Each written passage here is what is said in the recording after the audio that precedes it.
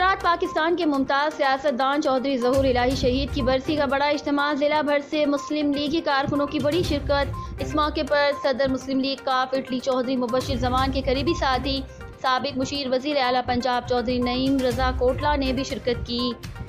बरसी से खिताब करते हुए चौधरी परवेज़ इलाही का कहना था कि हमने हमेशा आवाम की खिदमत को तरजीह दी। कभी किसी ने सोचा नहीं था कि हादसे की सूरत में रेस्क्यू की गाड़ी 10 मिनट में उनके पास होगी।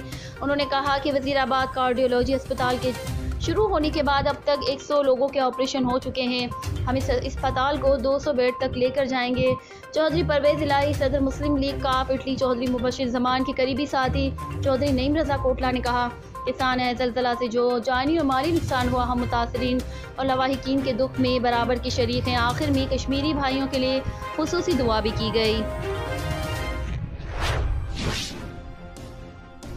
में नजर मारता हूँ तो मुझे वो बुजुर्ग भी नजर आते हैं जो चौधरी ज़हूर इलाही साहब के साथ चले थे।